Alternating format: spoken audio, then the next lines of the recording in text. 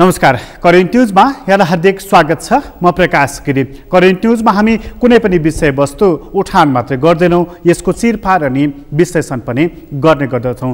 प्रतिनिधि सभा विघटन भइसकेपछि राजनीतिक पार्टीहरू विभक्त भएका छन्, तर सबै राजनीतिक पार्टी सडकमा उत्रिएका छन् र सडकमा उत्रिएका मध्ये कतिपयले अब जे भो सो भो चुनाव गरौँ भनेका छन् भने अर्का थरीले अदालतलाई कुरो भनिरहेका छन् अनि अर्का थरी चाहिँ यो प्रतिगमन हो भनिरहेका छन्। तर लामो समयदेखि मौनता साधेको र एक किसिमको प्रतिरोध गरेको तर सशक्त रूपमा सडकमा उपस्थित नभएको नेपाली कांग्रेसले गम्भीर रूपमा आजको मितिमा प्रश्न खडा गरिदिएको छ।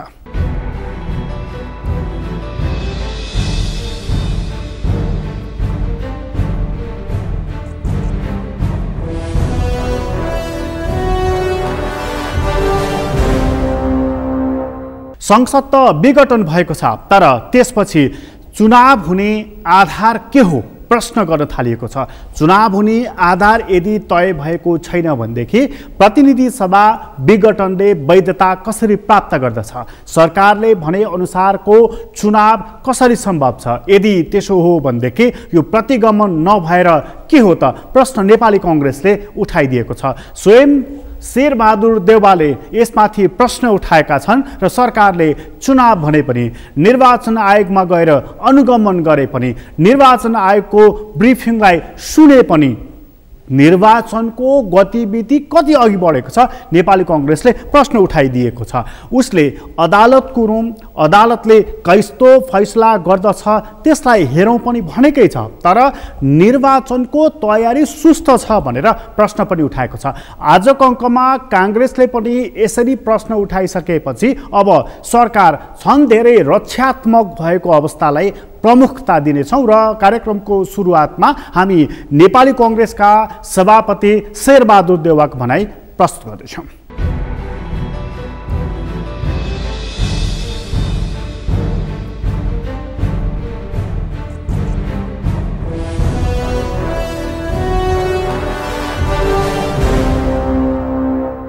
अदालतले संसद फिर्ता गर्छ भने पनि हामीलाई ठिक छ, चुनाव गरा भन्छ भने हामीलाई ठिक छ। त्यसै आधार अदालतभन्दा ठुलो अदालत छैन। अदालतमा ठुलो अदालत एउटै हो, जनता। जनताभन्दा ठुलो अदालत काहीँ पनि छैन।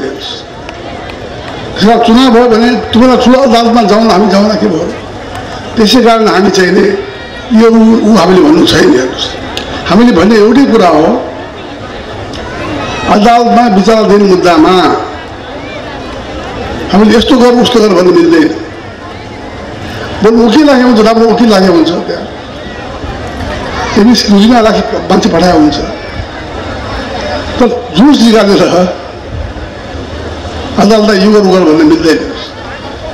त्यसैले चाहिँ मैले हामीले के भन्दा भनेदेखिलाई विचाराधीन अदालत विचाराधीनको मुद्दामा अदालतको निर्णय पर्ख्यौँ, अदालतको निर्णय हुन्थ्यौँ, त्यस पछाडि चाहिँ नि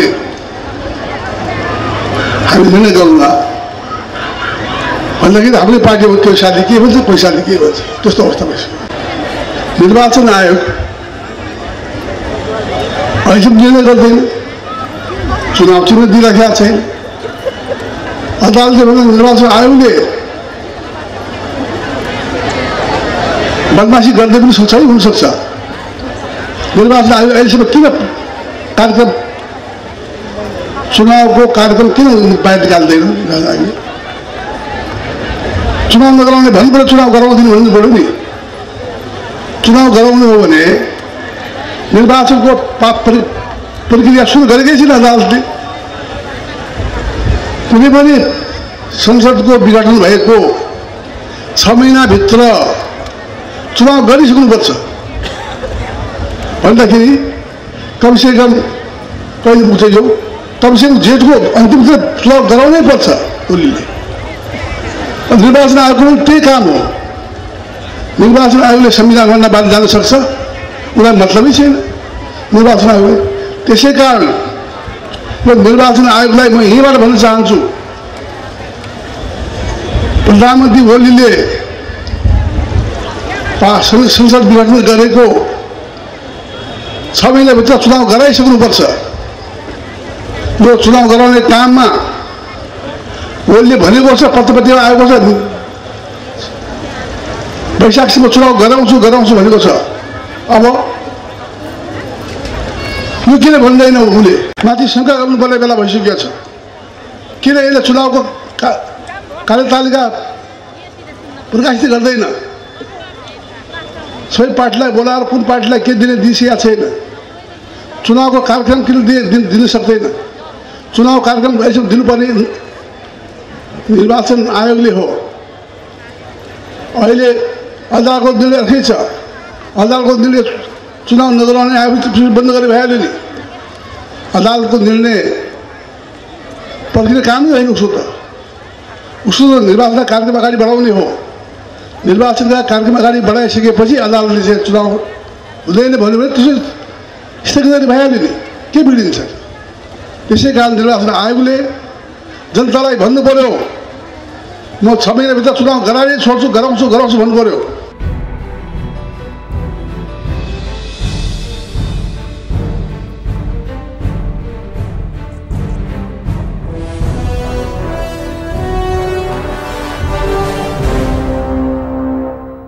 अहिलेसम्म नेपाली कांग्रेसले यो गैर लोकतान्त्रिक हो र असंवैधानिक हो भनेको थियो प्रतिनिधि सभा विघटनलाई। तर यो कालो दिन हो अथवा यो प्रतिगमन हो अथवा यो घोर अलोकतान्त्रिक हो, यस्ता कुराहरू उसले भनेको थिएन। बरु स्वयं शेरबहादुर देउवाले आन्दोलनले अदालतलाई प्रभाव पार्नु हुँदैन, अदालतले नै यसमा निर्णय गर्नुपर्छ भनेर संयमता अपनाइराखेका थिए। उनको संयमतालाई मानिसहरूले प्रश्न गरेका थिए र प्रधानमन्त्रीसँग कतै कुम जोडेको त होइन भनेर शंका पनि गरेका थिए। आज प्रश्न खडा गरिदिएका छन् तिनै शेरबहादुर देउवाले, चुनावको तयारी के छ? चुनावमा निर्वाचन आयोग कति अघि बढ्यो? यदि चुनावको बारेमा तयारी गरिएको छैन भनेदेखि अदालतको फैसला जे आउला सरकारको तयारी पनि पर्याप्त छैन भनेर बुझ्न सकिन्छ। उनले प्रश्न उठाइदिएका छन्। यो प्रश्न उठाएकै दिन प्रधानमन्त्री केपी शर्मा ओलीले पनि लामो प्रवचन दिएका छन्। 3 वर्षको बीचमा सरकारले के काम गरे उनले लामो व्याख्या विश्लेषण गरेका छन्, तथ्याङ्कहरू प्रस्तुत गरेका छन् र प्रस्तुत गर्दै राजनीतिक रूपमा बचाउ पनि गरेका छन्। चुनावको घोषणा गर्नु भनेको कसरी प्रतिगमन हो उनले प्रश्न गरेका छन्। चुनावमा जानु भनेको सबैभन्दा ठुलो अग्रगमन हो र हिजोको निर्वाचनले दिएको म्यान्डेट ठिक थियो, तर त्यसले चुनेर पठाएका केही पात्रहरू गलत थिए भनेर उनले सोझै जनताको निर्णयमाथि प्रहार गरेका छन् र अहिले जनताको अदालतमा जानु सबैभन्दा उत्तम पक्ष हो भनेर उनले भनेका पनि छन् र प्रतिगमन होइन भनेर त्यसको बचाउ पनि गरेका छन्, आक्रमण पनि गरेका छन्। प्रधानमन्त्रीले 3 वर्षसम्म सरकारले गरेका कामको बारेमा बचाउ मात्रै गरेका छैनन्, त्यसलाई फिजाएर प्रस्तुत पनि गरेका छन्। 10 महिनापछि सिंहदरबार पनि प्रवेश गरेका छन् र यो प्रतिगमन होइन, कदाचित होइन भनेर जिद्दी पनि गरेका छन्।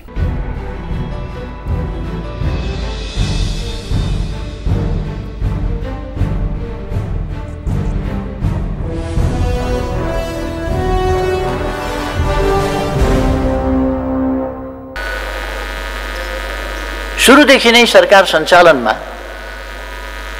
केही अप्ठ्यारा त थिए नै, विभिन्न ढङ्गले काममा व्यवधानहरू पनि खडा गरिएकै थिए र खास गरी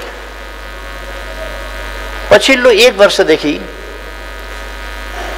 झन्डै 2/3 सांसदको समर्थन प्राप्त यस सरकारले विभिन्न दलको गठबन्धन सरकारले जस्तो नियति बिहोर्नु पर्यो कामको सन्दर्भमा, एकातिर जनताको उच्च आकांक्षा सम्बोधन गर्नुपर्ने, अर्कोतिर आफ्नै खुट्टामा अल्झिएर अल्मलिए झैं सरकारले काम गर्नै नपाउने अवस्था सिर्जना भयो। झन्डै 3 वर्षदेखि संवैधानिक आयोगहरू पदाधिकारी विहीन रहे, जुन कुरा जग जाहेर छ। नियुक्ति प्रक्रियामै जान नपाउने, अवरोध हुने, संसदलाई बिजनेस सरकारले दिने हो। तर 74 फागुन यता संसदमा पेश भएका कैयौं विधेयक हाउसमा छलमलमा लगिएन। बल्ल तल्ल संसदीय समितिमा पुगेका विधेयकहरू अनावश्यक छलफलकै गोलचक्करमा फसिरहेका छन् अथवा ती फसाइन्छन्। सरकारले निर्णयका लागि संसदमा पेश गरेका प्रस्तावहरू समेत निर्णयार्थ प्रस्तुत गरिँदैनन्। राजदूत खाली छन्, नियुक्ति गर्न दिँदैन। संवैधानिक अङ्गमा केही गरी कसैको सिफारिस गरिहालियो भने, त्यो सम्भव भइहाल्यो भने त्यहाँ कचिङ्गल मचाइन्छ र आफ्नै दलका सदस्यले संसदीय सुनवाई समितिमा नियुक्तिहरू अड्काउँछ। यहाँसम्म कि सनसेट लको रूपमा प्रस्तुत गरिएको राष्ट्रिय प्राथमिकता प्राप्त आयोजनाको शीघ्र निर्माणका लागि मस्यौदा गरिएको विकास सम्बन्धी विधेयक र सार्वजनिक खरिद ऐनलाई संशोधन गर्ने विधेयकलाई समेत अल्मल्याई सार्वजनिक सेवा प्रवाहमा अवरोध पुर्याई विकासको गतिलाई नै अवरोध पुर्याइन्छ। सरकारी निकायका कतिपय कार्यकारी पदमा अनुपयुक्त पात्र अघि सार्ने वा नियुक्ति नै हुन नदिने गरी एक किसिमले भन्ने हो भने समानान्तर सत्ता सञ्चालनको अभ्यास गरिन्छ। यस्तो स्थितिबाट हामी गुज्रिनु पर्यो। सकेसम्म अल्मल्याउन नसके न्यौ खोजेर कामै गर्न नदिने तहमा आफ्नै दलका साथीहरू उत्रिनु एउटा त्यस्तो दुःखपूर्ण स्थिति रह्यो। यद्यपि नेकपाको शीर्ष तहमा रहेका केही नेताहरूको अतृप्त आकांक्षा र कुण्ठाको बाछिटा व्यवस्थापिकामा नपरोस् भन्नेमा म हरदम सचेत रहेकै हुँ। विगत वर्षदेखि लगभग वर्ष दिनदेखि समयभन्दा अगावै निर्वाचनको बाटोमा हिँड्न नपरोस् भनेर अनेकौं लान्छना सहेरै अप्ठ्यारो परिस्थितिलाई अन्यत्र मोड्ने प्रयास मैले धेरै गरेको।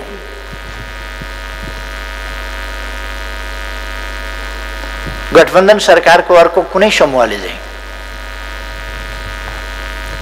आफ्नो पार्टीका अध्यक्ष एवं प्रधानमन्त्री विरुद्ध अचानक निराधार र झुट्टा फौजदारी अभियोग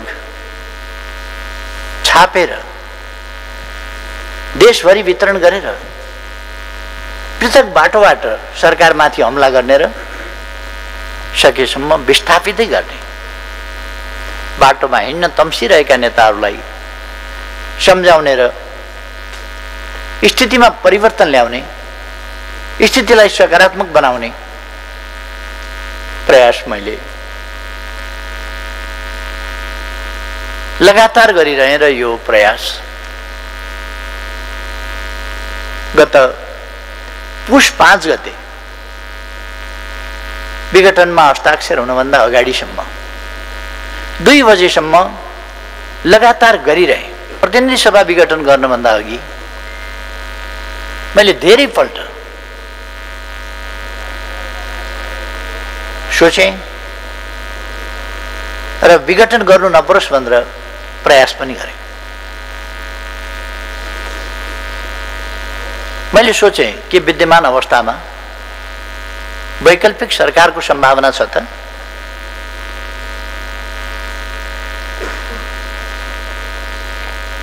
प्रतिनिधि सभाका करिब 64% सदस्यद्वारा समर्थित मात्रै होइन, त्यति संख्या रहेको दलको म निर्विरोध निर्विवाद नेता।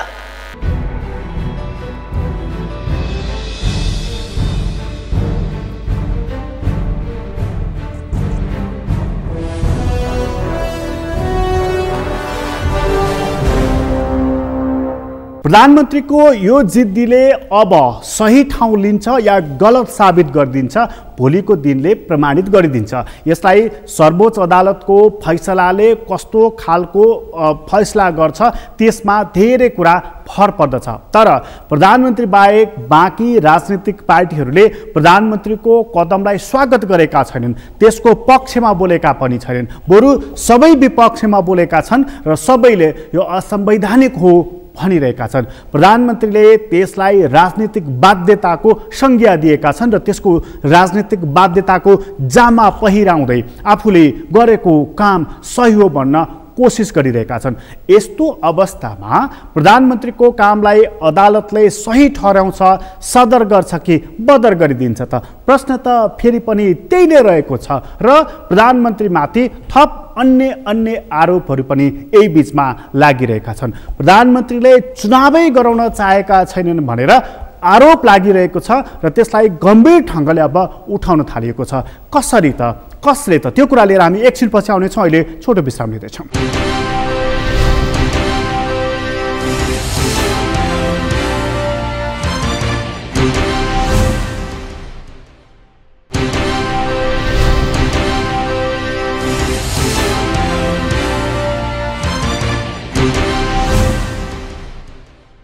विश्रामपछि पुनः स्वागत छ। हामी करेन्ट न्युज छौँ र करेन्ट न्युजमा कुराकानी गर्दैछौँ प्रतिनिधि सभा विघटनपछि शेरबहादुर देउवाले पनि कडैसँग मुख खोलेका छन् र चितवनमा पुगेर नेपाल कम्युनिस्ट पार्टी प्रचण्ड माधव समूहका अध्यक्ष पुष्पकमल दाहाल प्रचण्डले चुनाव त सम्भवै छैन भनेर उनले पनि त्यसै गरी डङ्का पिटेका छन्। चुनाव कसरी सम्भव छैन? नियत जाँच्ने काम कसरी प्रचण्डले गरे? नियत जाँच्ने ब्यारोमिटर मिटर के चाहिँ छ उनीहरूको हातमा? यो प्रश्न पनि उत्तिकै गम्भीर रहेको छ। तर उनले सभालाई सम्बोधन गर्दै चुनाव त हुँदैन, चुनाव गराउने नियतै छैन भनेर प्रधानमन्त्रीको नियतमाथि प्रश्न खडा गरिदिएका छन् र प्रधानमन्त्रीको नियतमाथि प्रश्न खडा गर्दै अब पुनर्स्थापना भएन भने हामी अँध्यारो सुरुङतर्फ पस्नेछौँ भनेर उनले सचेत पनि गराएका छन्।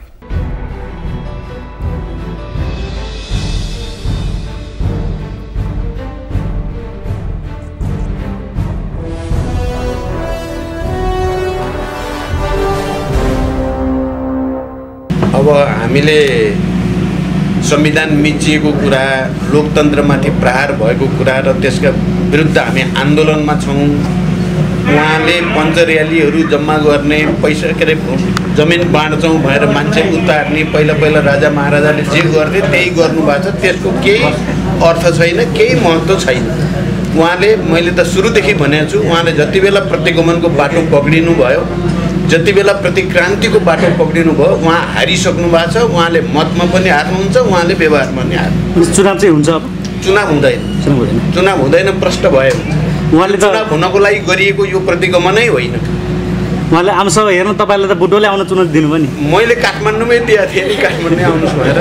त्यसकारण यो त चलिरहेको छ है। मुख्य कुरा के हो भने नेपाली जनताले लामो सङ्घर्ष र बलिदानबाट प्राप्त भएको उपलब्धि अहिले धरापमा पार्नु भएको छ। उहाँले आम नेपाली जनता र राम्रो दिमाग भएका मान्छे जति उहाँको यो कदमका विरुद्ध छ। तपाईँ हामी सबै मिलेर यसलाई परास्त गर्नुपर्छ, राष्ट्रको हितमा, जनताको हितमा, लोकतन्त्रको हितमा। आमसभाको कुरा गर्दै गर्दाखेरि तपाईँकै गृह जिल्लामा चाहिँ कहिले हुन्छ आमसभा भन्ने प्रश्न पनि छ। यहाँ पनि 12 गतेको लागि तयारी छ, म आउँछु।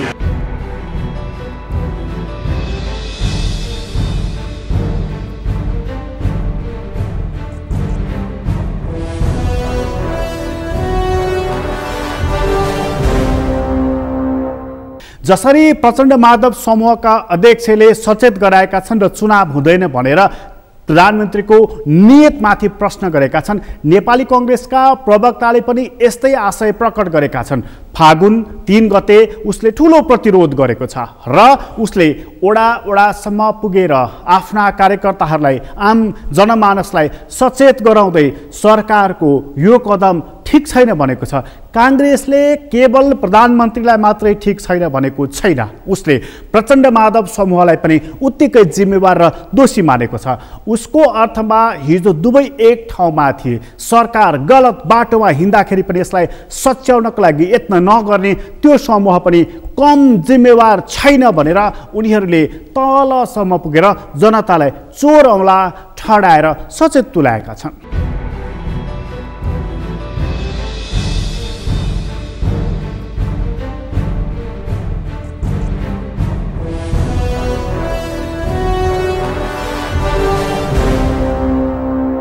कमरेड केपी ओली यो देशको प्रधानमन्त्री बन्नुभएको आज 3 वर्ष पुरा भयो। यो 3 वर्षको अवधि 5 वर्षका लागि बनेको सरकारको समीक्षा गर्ने पूर्ण अवधि त निश्चय नै होइन, तर जुन प्रकारको गतिविधि सरकारबाट प्रस्तुत भएको छ र सरकार आफैले संसदलाई विघटन गरेर जुन प्रकारको चरित्र र व्यवहार प्रस्तुत गरेको छ, त्यस अर्थमा यो 3 वर्षको अवधिलाई उसको पूर्ण अवधिको ठुलो हिस्सा गुज्रिसकेको अवस्थामा यो सरकार आशा जगाउनलाई, यो सरकार नवीन विश्वास जगाउनलाई, यो सरकार आगामी दिनका लागि समृद्धिको नवीन सपनाहरू जगाउनका लागि असफल भएको सरकारको रूपमा स्मृति गर्नुपर्ने र विश्लेषण गर्नुपर्ने मोडमा छ। सामान्यतया हरेक सरकारका सामुन्ने चुनौती हुन्छन्, तर तुलनात्मक रूपले यो सरकारलाई बन्दै गर्दाको पृष्ठभूमिलाई हामीले सम्झ्यौँ भने तुलनात्मक रूपले सबैभन्दा अनुकूल राजनीतिक परिस्थितिको बेला बनेको थियो। देशमा शान्ति स्थापना भएको, संविधान निर्माण भएको, 3वटा तहको निर्वाचन भएर 7वटा प्रदेश सरकार, 753 गाउँ नगर र 6000 भन्दा बढी वडाका सरकारहरू बने पछाडि एउटा अनुकूल परिस्थितिमा यो सरकार बनेको थियो। नेपाली कांग्रेस पार्टीले जिम्मेवार प्रतिपक्षको रूपमा शालीन भूमिका र सहयोगी भूमिका, रचनात्मक भूमिका निर्वाह गर्ने प्रतिबद्धता व्यक्त गरेको थियो। तर समयको, इतिहासकै सबैभन्दा सुन्दर समयको सदुपयोग गर्नलाई इतिहासमै सबैभन्दा अयोग्यता चाहिँ वर्तमान प्रधानमन्त्रीजीबाट प्रस्तुत भयो। एकातर्फ उहाँको व्यक्तिगत अयोग्यताले कार्य गर्यो, अर्कोतर्फ सैद्धान्तिक विरोधाभासले कार्य गर्यो। उहाँले शपथ खानुभएको थियो संसदीय व्यवस्थालाई बलियो बनाउने, तर उहाँको मनोविज्ञानमा संसदीय व्यवस्थाको पार्थिव शरीरमाथि सर्वहाराको अधिनायकवाद स्थापना गर्ने युवाकालीन शपथ थियो। त्यसैले त्यो जुन अन्तर्द्वन्द्व भयो, त्यो अन्तर्द्वन्द्वको परिणाममा यो देशले इतिहासका सुन्दर 3वटा वर्षहरूलाई खेर फालेको छ। तुलनात्मक रूपले केही कार्यहरू भयो होला, केही कार्यहरू निश्चय नै सामान्य रूपमा हुने नै गर्दछन्, तर जुन अपेक्षा थियो, जुन गतिको अपेक्षा थियो, जुन अनुकूलता थियो, त्यो अनुकूलताको उपयोग गर्नबाट यो सरकार पुरै चुक्यो। त्यसैले यो सरकारको 3 वर्ष गुज्रिँदै गर्दा नेपाल कम्युनिस्ट पार्टीको सरकारको 3 वर्षको 3 उपहार दम्भ, द्वन्द्व र भ्रष्टाचार भनेर भन्नुपर्ने निष्कर्षमा हामी पुगेका छौँ। यो सरकारले यही दम्भलाई, द्वन्द्वलाई र भ्रष्टाचारलाई केन्द्रमा राखेर कर्म गर्दै गर्दा यो 3 वर्षको सन्दर्भमा लामो फेयरिस्टमा त्यहाँ बाटो बन्यो यति, त्यहाँ बिजुली निक्लियो यति भनेर भनिरहने खालको अवस्था सरकारले भन्ला, तर ती अलि अगाडिदेखि हुँदै आएका कर्महरूको पूर्णता मात्रै, ती कर्महरूको निरन्तरता मात्रै हो। कुनै नवीन छलाङ, नवीन सम्भावनाको खुला गरेको, ढोका खोलेको अवस्थामा बिल्कुलै छैन। यदि यो सरकारलाई संविधानको कार्यान्वयनको कोणबाट हेऱ्यौँ, संविधानका प्रतिको अपनत्वको दायरा विस्तारको कोणबाट हेऱ्यौँ भने निराशा प्राप्त हुन्छ। संविधानका प्रति अपनत्वको दायरा विस्तार गर्न मधेसमा, दलितमा, जनजातिले, महिलाले उठाएका कैयौँ विषयहरू थिए जसलाई सम्बोधन गरेर यसका प्रति अपनत्वको दायरा विस्तार गर्ने सम्भावना थियो, त्यसलाई उपयोग यो सरकारले गर्न सकेन। संघीयतालाई जगेर्ना गर्ने कोणबाट हेऱ्यौँ भने त्यसमा पनि निराशा हात लाग्छ। 7वटा प्रदेश सरकारहरूले केन्द्र सरकारसँग द्वन्द्व गर्नु पर्यो। हामीले आसन पायौँ, शासन पायौँ, अधिकार पाएनौँ भन्ने अवस्था भयो, बजेट पाएनौँ भन्ने अवस्था भयो, कर्मचारी पाएनौँ भन्ने अवस्था भयो। प्रदेश सरकारहरूले नामाकरण गर्न नसक्दै गर्दाखेरि केन्द्र सरकारको कुनै सहजीकरणको भूमिका रहेन। बरु संघीयतालाई कमजोर बनाउने गरी शक्ति प्रधानमन्त्रीको कार्यालयमा केन्द्रीकृत गर्ने कर्म यसबीचमा भयो। सुशासनको कोणबाट हेर्ने हो भने सुशासन बार बार मोड मोडमा उल्लङ्घन गरिएका घटनाहरू भएका छन्। आर्थिक अनुशासन उल्लङ्घन भएका छन्। मन्त्री परिषदमा सहभागी रहेका मन्त्रीहरू स्वयं भ्रष्टाचारमा संलग्न भएका टेलिफोनका विवरणहरू बाहिर आएका छन्। कोरोनाको बेलामा नागरिकको जीवन रक्षा गर्नलाई केन्द्रित हुनुपर्ने सरकार कोरोनाको बेलामा स्वास्थ्य सामग्रीमा सम्म भ्रष्टाचार गरेको विवरण सार्वजनिक रूपमा आएका छन्। यदि यो सरकारलाई विश्लेषण गर्दै गर्दा शान्ति सुरक्षाको कोणबाट गर्ने हो भने शान्ति सुरक्षा स्थापित अघिल्लो समयमा भन्दा पछिल्लो समयमा जुन प्रभावकारी ढङ्गले हुनुपर्थ्यो त्यो हुन नसकेको विवरणहरू आएका छन्। हजारौँ बलात्कार भएका घटनाहरू, महिला हिंसाका हजारौँ घटनाहरू, अनेकौँ व्यथितिका घटनाहरू यसबीचमा भएका छन्। जब महिला हिंसा बढ्यो, बलात्कार बढ्यो, इतिहासमै पहिलोपटक नेपाल देशको गृहमन्त्रीले जवाब दिँदा भन्नुभयो यस्तो त विकसित देशमा पनि हुन्छ।